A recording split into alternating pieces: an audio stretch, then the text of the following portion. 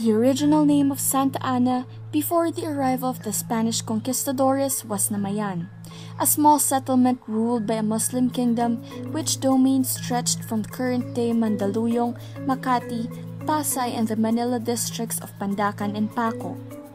The Spaniards established a settlement in Santa Ana which was awarded to the Franciscan missionaries.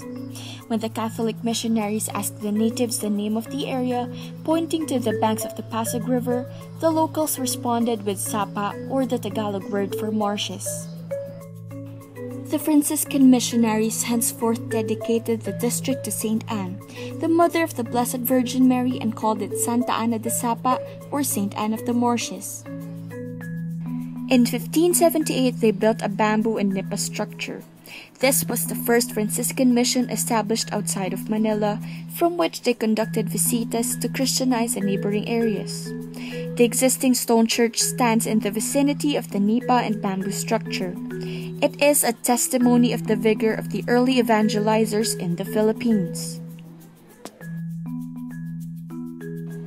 Nuestra Señora de los Desamparados, or Our Lady of the Abandoned, has been venerated as the patroness of Santa Ana Church. This was since 1717, when its image was brought to the Philippines from Spain through the Atlantic and Pacific Oceans by Father Vicente Ingles. The statue, the Virgin, is a replica of the original in the Basilica of Valencia, Spain. Legend has it that the Virgin's original image was carved by 3 mysterious strangers who were later believed to be as angels. The image of the Our Lady of the Abandoned rests on a platform said to be from the very galleon that brought the image to the Philippines. On the ceiling above the Queen is a white dove with silver rays representing the Holy Spirit.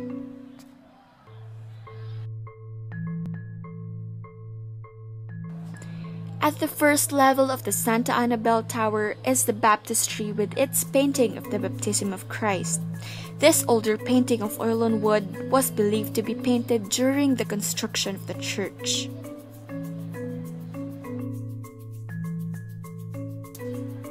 The camarin, or the little dressing room of the Virgin, is located behind the retablo.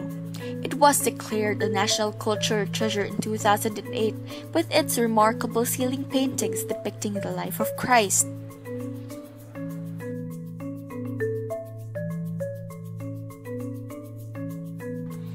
Believed to have miraculous and curative powers, the Virgen del Pozo is actually the same Lady of the Abandoned venerated inside the Church of Santa Ana. Those who were healed offered prayers, candles, flowers, and fruits in the spirit of thanksgiving. The retablo is composed of 12 niches containing statues of saints with the Archangel Michael above and 2 medallions of the Franciscan saints on either side. The image of Nuestra Señora de los Desamparados is prominent in the central niche, with the image of Santa Ana, the Virgin's mother, just above.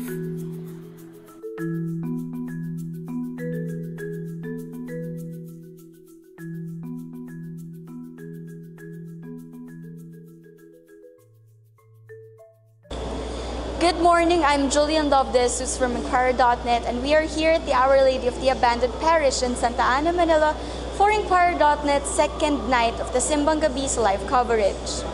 As part of the Advent season, Filipinos from all walks of life observe the 9-morning tradition of the Simbang Gabi. Today's Mass will be celebrated by Father Rod San Jose, and in a short while the Mass will start.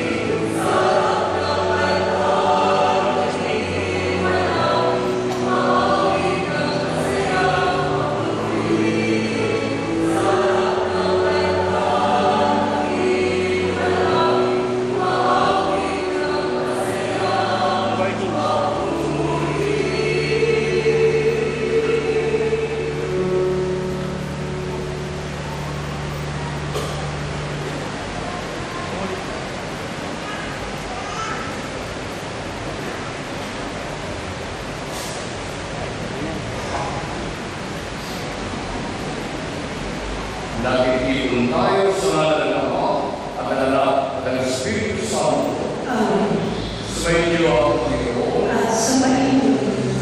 Magandang umaga mga kapatid kay Kristo.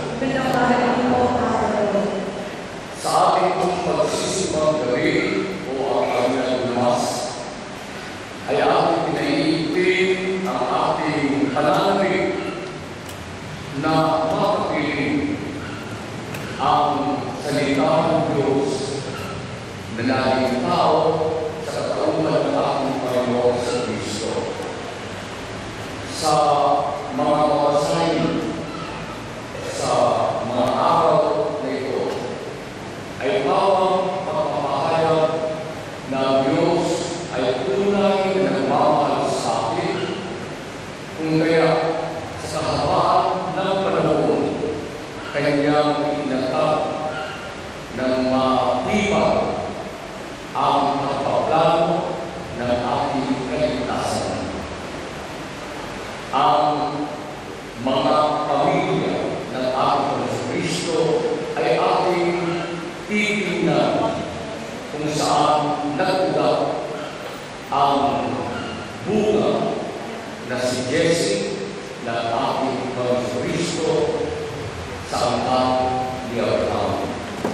Mga kapatid, bago po natin pagpatuloy ng halabisa, ating pong pagsisihan ang ating mga nagawang kasalanan at ihingi ng kapatawaran. At kung tayo ay malinisan ng ating mga kasalanan, makalapit tayo sa altar ng ating Panginoon sa Kristo.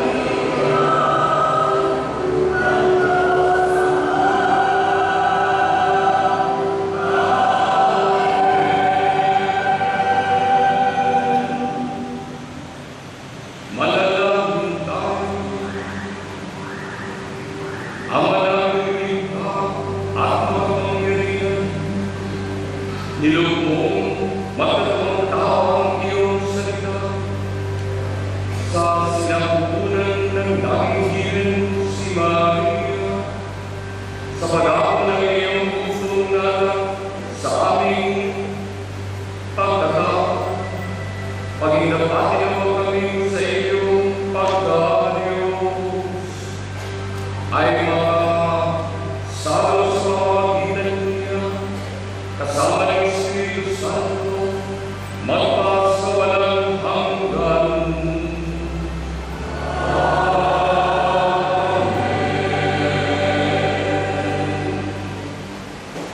Sa kabila ng mga pagkukulang at kahinaan at ng kanyang bibig, itinuloy pa rin ng Diyos ang kanyang bayan. Kaya tila magmula ang angkan David at sa bibig David magmula ang Mesias. Pagbasa mula sa aklat ng Genesis. Noong mga araw na iyon, tinawag ko ang mga anak niya at kanyang sinabi, "Kayo mga anak, magsilapit sa akin. Ako ang inyong ama ay sumandaling kayo. Ikaw, Huda, ay papurihan iyong anak na pinamumahal. Hawak mo sa liig ang iyong kaaway. Lahat ng kapatid sa iyo ay gagana. Mabagis na iyon ang iyong dalawan, muli nagpupubi matapos sumatay. Ang tulad ng tunay na iyong nanghihintay, walang mga nakasabagis naman. Hawak niya siya ng tuon sa paanan, sa gisang na lakas at kapangyarihan. Ika'y tatagayin hanggang sa lumanan, ang tunay na hari dito ay magtatahan." Ang salita ng Diyos. Salamat sa Diyos. Mabubuhay siyang marangal at sasagana kailanman.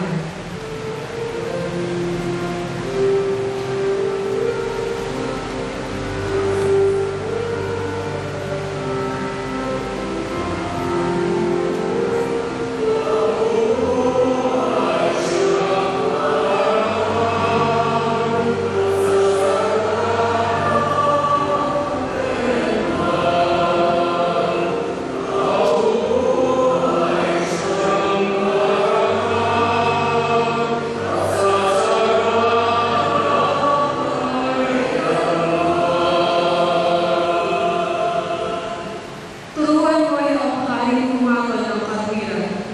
Sa taglay mong katurungan, O Diyos, siya ay bahagi na, upang siya ay maging tapat na mahala sa iyong bayan, at pati sa Manila, maging tapat siyang tunay.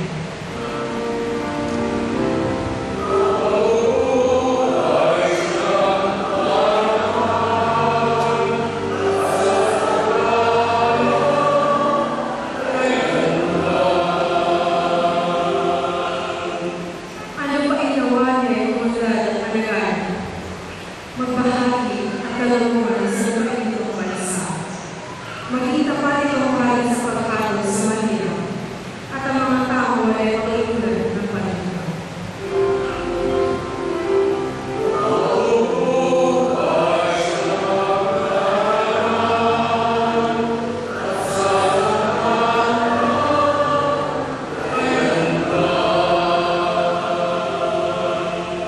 Yung buhay ang maningil sa kanyang kapalahunan, madama ang bansa niya at umunlad habang buhay.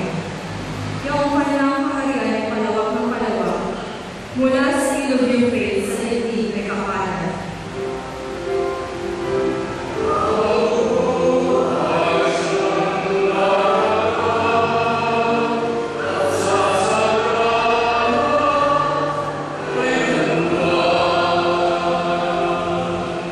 Nawaya ang kanyang ngalan ay huwag nang makalimutan. Manatiling laging bantog na katulad nitong araw. Nawa, siya ay purihin ng lahat ng mga bansa, at sa Diyos, silang lahat manalangin. Hari nawa, pagpalaya kami lahat, tulad niyang pinagpala.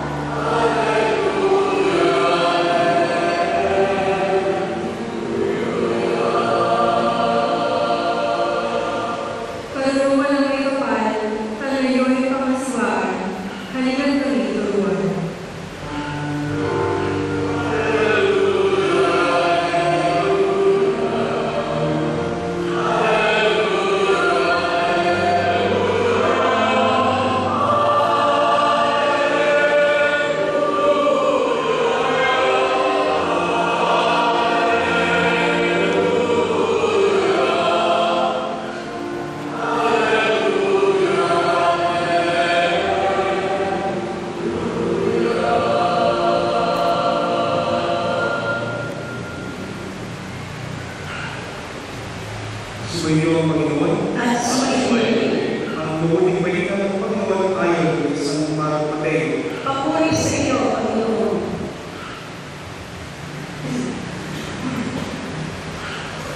Ito ang lahi ni Jesucristo na mula sa angkan ni David, na mula naman sa lahi ni Abraham. Si Abraham ang ama ni Isaac, at si Isaac ang ama ni Jacob, na ama ni Juda, at ang kanyang mga kapatid. Naging anak naman ni Juda ng Tamar si Fares at Zara. Si Fares ang ama ni Esau, at si Esau ang ama ni Aram. Si Aram ang ama ni Aminadab. Si Aminadab ang ama ni Naasson, na ama ni Salmon. Naging anak ni Salmon kay Rahab si Boaz, at naging anak naman ni Boaz si Obed. Si Obed ang ama ni Jesse, na ama ni Haring David. Naging anak ni David Solomon sa dating asawa ni Urias. Si Solomon naman ang ama ni Rehoboam. Si Rehoboam ang ama ni Abias, at si Abias ang ama ni Asa. Si Asa ang ama ni Josaphat, at si Josaphat ang ama ni Joram, na siya namang ama ni Ozias. Itong si Ozias ay ama ni Joram, na ama ni Ahaz, at si Ahaz ang ama ni Ezekias. Si Ezekias ang ama ni Manases, at si Manases ang ama ni Amos, na ama naman ni Hosias. Si Hosias ang ama ni Himonias, at ng kanyang mga kapatid. Panahon noon ang pagkakatakot ng mga Israelita sa Babylonia. Matapos ang pagkakatakot sa Babylonia, naging anak ni Himonias sa Lakiel na ama ni Zorobabel. Si Zorobabel ang ama ni Abiud, na ama ni Eliakim. Si Eliakim ang ama ni Azor. Si Azor ang ama ni Sadok, na ama ni Akim. Itong si Akim ang ama ni Eliud. Si Eliud ang ama ni Eleazar.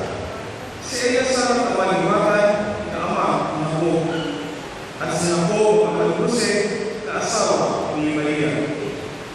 Si Maria naman ang kilala ni Jesus, tinatawag ng Kristo.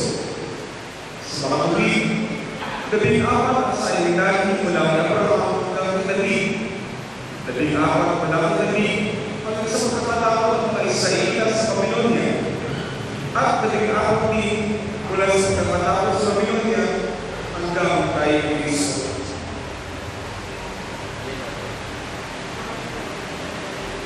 Ang mabuting balita ng ating Panginoon. Pinupuri ka namin, Panginoon Jesucristo.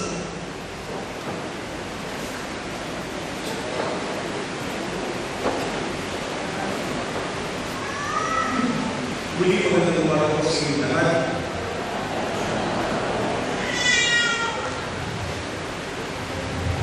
Sa buong taon po ng ating liturhiya ay minsan lamang po nababanggit ang talaan ng mga libro ng ating Panginoon Jesucristo, ang kanyang pamilya. At tawag naman na ito ay isang din araw ng paghahanda para sa kanyang dakilang pagsilang. Ang ating mga limuno, ang ating pamilya, ang ating ugat, ang ating pagkatao ay ating makakilala sa pamamagitan po ng ating mga limuno. Ang ating pagkakakilangan, ang ating mga identity, kung ano po yung ating pamilya, saan po tayo nagpulang pamilya, ay ito po ay sinasabi sa ating sa pamamagitan po ng ating mga limuno. Sa pamamagitan po ng ating mga pangalan na ibigay sa atin. Kagaya ng bawal na ako, pamilya ng pangalan na Ayala, ay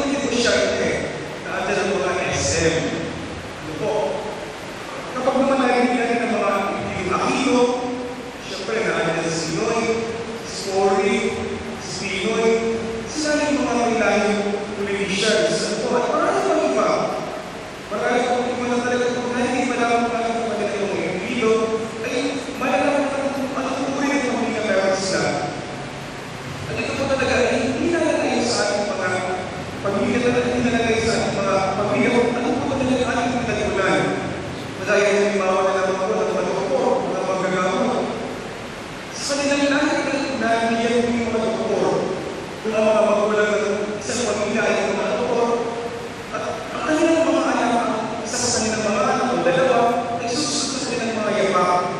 Susunod naman ng trabaho ng kanilang mga magulang.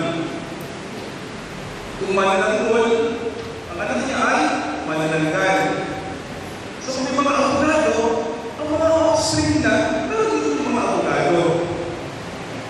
Pero hindi naman mo lahat ay tumutugma sa ganung usapin. Kaya na naman po namin ng magpapari, hindi naman po namin, hindi po kami anak ng magpapari. So ito ay kaya hindi po ganoon ng Diyos. So kung ano po yung pamilya na ating pinagkaibigan, ay talaga naman po bibigay sa atin at kung ating identity. Balinin po namin yung identity kapag kami pinakasay. Bakit gusto na ng tao niya? Eh, ang ama niya ay lasingero. Bakit ka nangyiligawan mo? Ang nanay niya ay lulukan ng ismosa. Ano po? Kasi doon ka magpapakasal, may laki ng mga ilang abnormal. Sapagkat yung malaw na sa kanila, yung ilang mga ginuno ay may ganoong lahi. Subalit, ngayong lupong gabi ay narinig sa ating pagbasa ang talaan ng mag-anak ng ating Panginoong Kristo. Magmula po kay Abraham, kay Israel David, hanggang kay Jose. At sana ako dito ay talaga naman po mapapansin na hindi lang ito isang pamilya. Ito po isang pamilya na meron din pagulong lahi. Siyempre sa bawat pamilya po, meron din yung mga black sheep na tinatawag. Sa isang pamilya, meron po talaga yung pasaway. At sana ako ng ating Panginoong Kristo ay parang pagkakot sinabuhay sa atin. Ang kanyang talaan, ang kanyang mga minuto ay hindi mo mga perfecto, hindi mo mga banal, hindi mo mga santo. Ang mga minuto po ng ating Panginoong Kristo, hindi mo mga mga banal at mga makasalanan. Sa ating pagbasa natin sa ibang video, ay may nabang po na apat na pangunahing mga babae. At sa apat po yun, ang katapos sa nila ay parang magbilang mga itinutuloy ng mga kasalanan. Una natin po sa naman, sumunod ng Israel, si Ruth at ang ika-apat ay ang mga nagpipirita. Alam naman po natin, sa naman ay napakasarap po niya ang mga anak ng Diyos. Sapagkat kung unang matuto ay kung ang isang babae ay mamatay ang asawa, yung kapatid na lalaki ng kanyang asawa ay papalit. Tatayagin ang kanyang asawa kung bigyan siya ng anak. So kung ilang kapatid ko meron kung ilang anak meron si ako ay hindi po naman ako asawa ni Tamar. Madalas sa kawalingan, yung pangalay, yung pulso, sabi niya ako, teka muna sa muna. Huwag muna. Kasi baka pati yung pulso niya ay mamatay. Kaya ang ginawa niya naman ay siya ay gumawa siya ng paraan upang kanyang makuha yung anak. At pangalawa po ay si Rahab.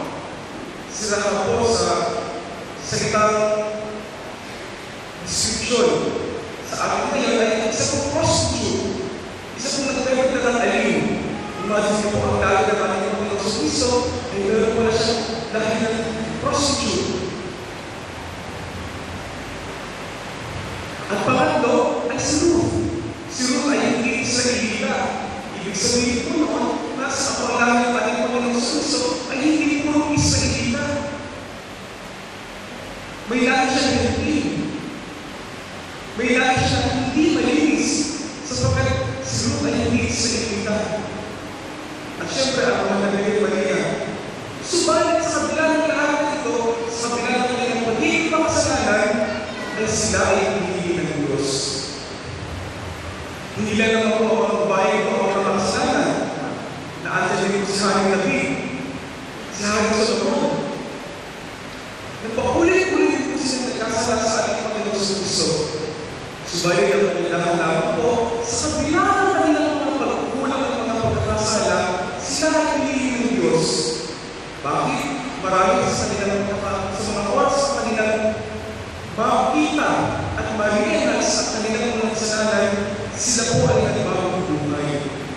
Tinanggap nila uli ang Diyos, tinanggap uli nila ang kalooban ng Diyos, sinunod-bunuhin nila ang kalooban ng Diyos sa sila nagbagong buhay. Opo, sila po ay kasalanan. Subalit sila ibigay ng Diyos subalit sila ay bago.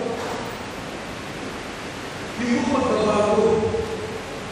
At alam mo po, si Abraham papalit ang mas mananampalataya. Ang mananampalataya ng mananampalataya. Sa kabila ng kanyang katandaan, siya ay nagkaroon ng isang anak. At sinabi ko na tumunod, sige, i-offer mo sa akin at hindi maging isang anak. Hindi po siya dalawang isip. Hindi ang gulong niya ang kanyang anak. Ang lahi po ng ating Panginoon ay ang lahi ng mga matutuwid at ang mga makasalanan. Hindi po siya perfecto na pamilya. Subalit sa kabila ng lahat nito, sila ay pinigil ng Diyos. Sa kabila ng lahat ng mangyayari sa kanila, sila ay ginawa ng Diyos na mga instrumento upang ang kanyang anak ay magsilang sa atin. Upang ang kanyang pangako ay kanyang mapapatawagan. Sa dinami daan na lumipas, bago pinanganak ang Panginoon sa Kristo. Ito po ay isang tanda na handa ang Diyos tugunin ang kanyang pangako sa kanyang bayan. At huwag po tayong matakot kung ang ating pamilya ay hindi perfecto, kung ang ating pamilya ay binubuo ng mga kasalanan, huwag po tayong matakot. Humingi po tayo ng tulong sa Diyos. Humingi po tayo sa kanyang awa at biyaya nang sa kanyang ating babago muli ang ating buhay. Humingi po tayo sa Diyos sa kanyang pagpapala. Hindi po lahat ng mga makasalanan ay marami pa naman namatay ng makasalanan. Kaya kung lahat araw-araw ay mga pagkakataong binibigay sa ating Diyos upang marami ng bagong buhay. Tapat po ang Diyos sa atin. Samantalang tayo po ang mga tao, tayo po kanyang bayan, ang malihim po malihim sa Kanya. Sabi na po ng ating sa Papa Francisco, huwag tayo magpapagpapagpapagpapag sa Kanya. Sa pagkakita ng Diyos, hindi po napapagod pagpatawad ang ating mga kasalanan. Malabay tayo mga tao, tayo kanyang bayan ang napapagod humingi ng tawad sa Kanya. Huwag po tayong mahiyang lumapit sa Diyos. Huwag po tayong mahiyang aminin ang ating mga kasalanan. Ngayon po ating pinagkakaan at nakilang pagkakitin ng ating Panginoon sa Kristo ay ating aminin lagi. Aminin natin ang ating mga pagkukulang. Subalit ang pag-amin po sa ating mga pagkukulang at kasalanan ay hindi lamang po sa mamagitan ng ating bibig. Ang pag-amin po ng kasalanan at ang pagpapagawa ay may karangit na gawa. O mga kasalanan po gaya ng ating Panginoon sa Kristo. Subalit po sa hindi mo patawad sa inang bago. Hindi lang ako patawad, hindi lang ulit. Sila lang po sa luluhan maghapon, tumanggap ng madalang marasiya, nagdasal, nagbukas sa Diyos. Hindi lang ako yun. Nagbago siya. Tinalikuran ko na yun ng mundo masama. Kaya po, pagliliwan ng ating madalang marasiya, bago tayo magsimula at sinasabi na kaya tayo ng ating bayan, aminin natin ang ating kasalanan kung tayo maging marapat na kumarap sa kanya sa ating madalang pagdiwang. Aminin natin. Huwag tayong makalimutan. Sa buong sa isang kalimutan, o ilas sa kanya ay ipuilan higit ng mga propeta. Huwag kayong makalimutan. Huwag kayong makalimutan sa Diyos.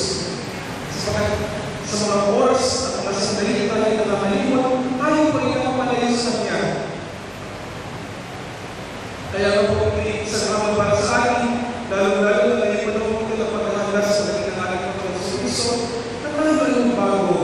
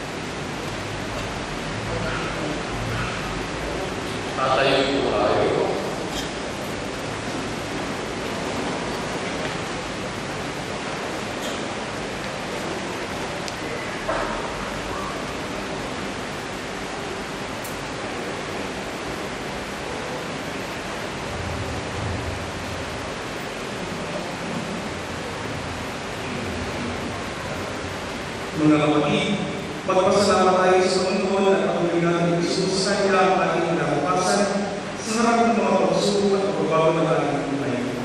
Buong pagtitiwala tayong manalangin, Panginoon, pupupin mo ang iyong bayan. Panginoon, pupupin mo ang iyong bayan.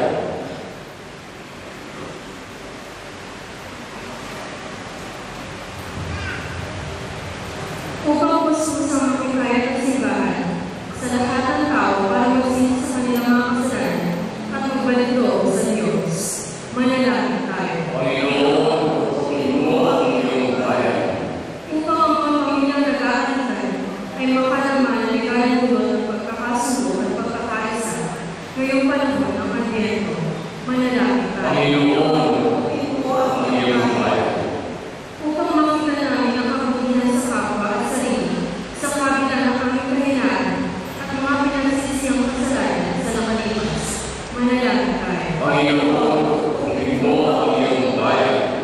Upang ang aming pagdiriwang namin sa Ligario ay nailapit kami sa aming pamayanan ng parokya upang sama-sama kami lumago sa pag-ibig ng Diyos at kapwa. Manalangin tayo. Panginoon, pupupin mo ang iyong bayan. Mga parok, sinisimbolo ng mga parol ang liwanag na dulot ng pagmamahal ng Diyos. Liwanag na nagsisilbing tanaw sa malinis ng landas at sa kawaktangkas sa panahon ng pagdurusa at sakit.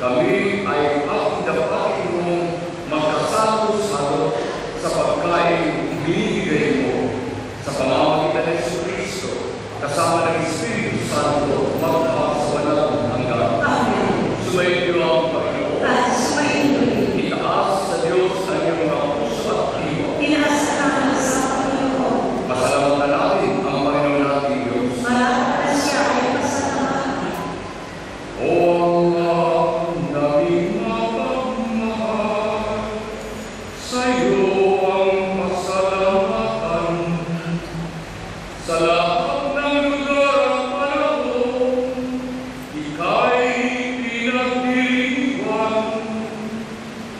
Buhay ng anak mo'y nahagin sa iyong litingin inahan. Sa kanyang kamatayan, naging buhay siya ng tanan. Kaysa ng mga anghel, awitan at papuri. Sa iyo, ang lahat inaalay. Ikaw lang ang tunay na banal.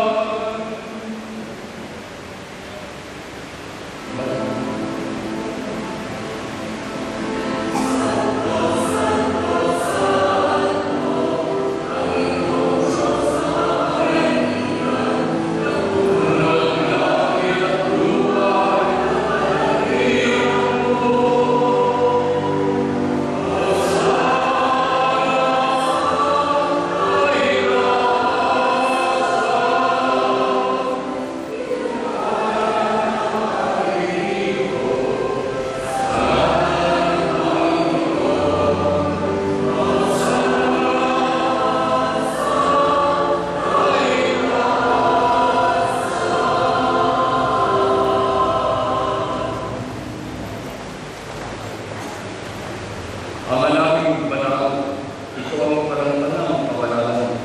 Kaya sa pamamagitan ng iyong Espiritu, gawin mo banal ang mga kaloob na ito upang para sa amin ay maging katawan at ulo ng aming Panginoong Kristo.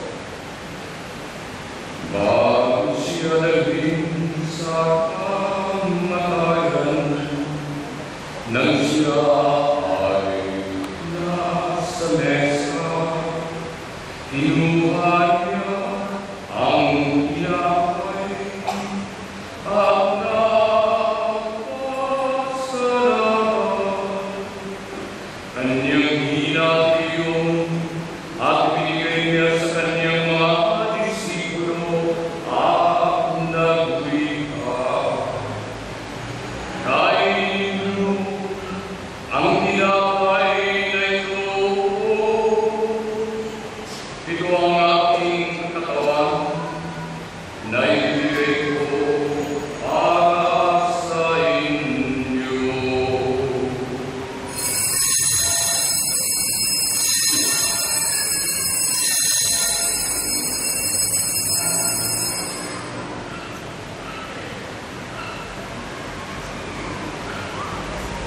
Matapos sa hapunan, kanyang lumagpas, punong nangaharap. Nagpasalamat siyang muli at nagwika. Kunin niyo at inumin nito. Ito ang talis ng aking dugo. Ang dugo ng bago at walang hanggang iiwan. Dugo na ibubus at sa inyo at sa lahat ng mga tao para sa ikawawala ng mga kasalanan. Gawin niyo ito bilang pag-aalala sa atin.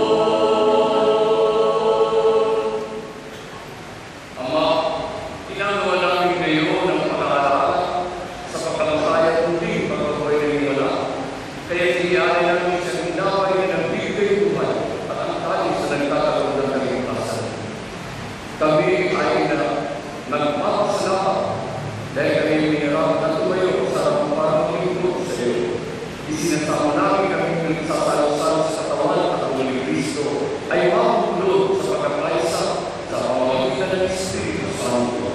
Ama, linapin mo yung simbahang nagalak sa buong daigdig.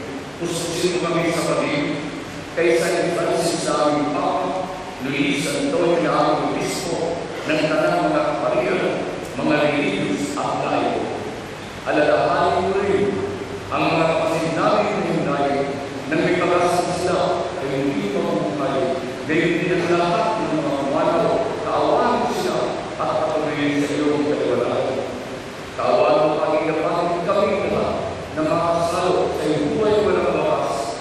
Kaysa ng malabiling marikaya ng Diyos, kaysa ng mga apostol, ni San Francisco at Santa Clara, at ang lahat ng mga banal na namoy dito sa daigdig ng kalulugod sa iyo, may pagdiwang namin ang pagpupuli sa karamalan mo sa pamamagitan ng Diyos na aming Panginoong Jesucristo.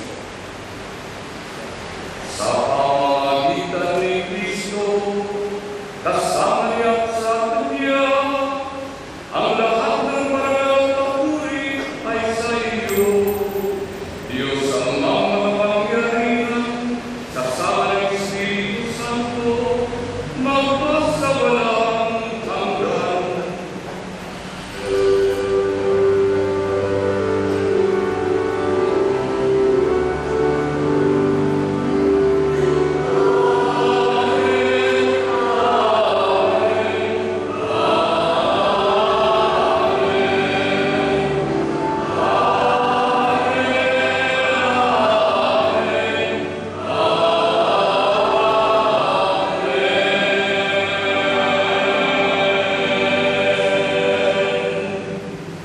Si Jesucristo ang ating pinakadakilang Amen sa Ama.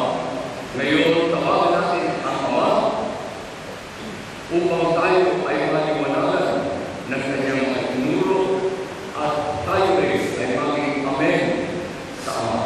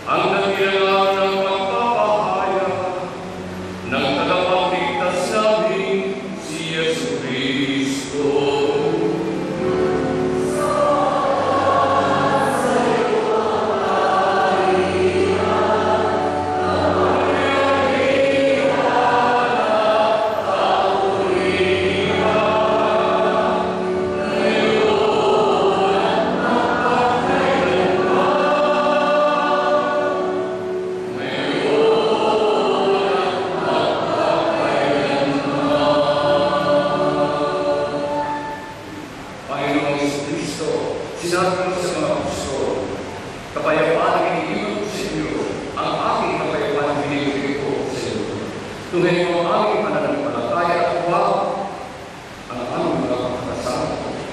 Pagkaloob kami ng kapayapaan at pagkakaya sa ayon sa iyong kalooban, kasama ng Espiritu Santo, magpasawalang ng lahat. Amen.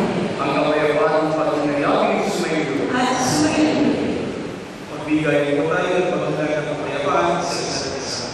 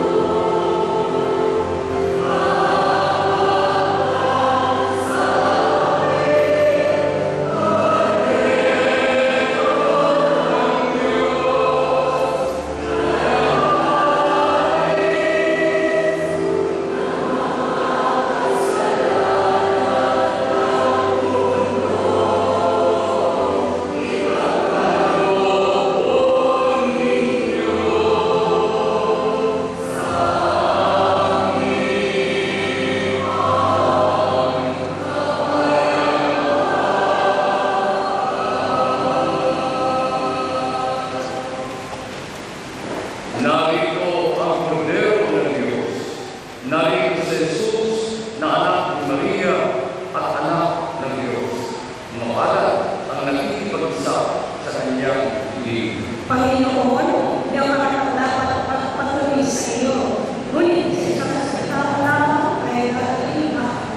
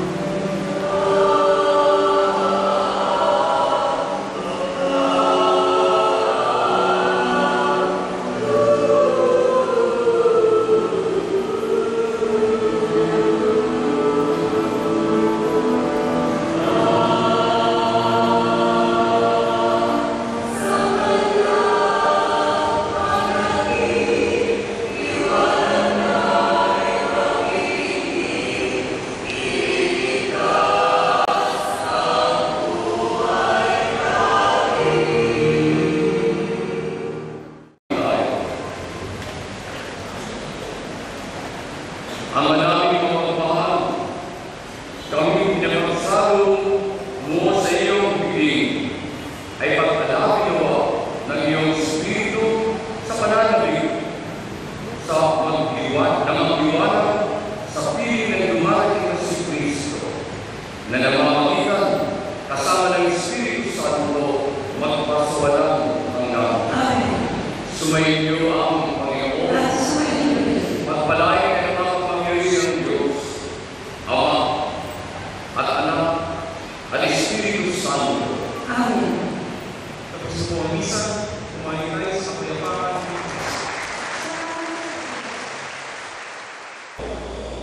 Thanks for joining us for the second day of Inquirer.net's Paskong Pinoy coverage here at the Our Lady of the Abandoned Parish in Santa Ana, Manila. We hope you'll be with us tomorrow for our continuing live stream of the Simbang Gabi. This has been Julian Love de Jesus of Inquirer.net reporting.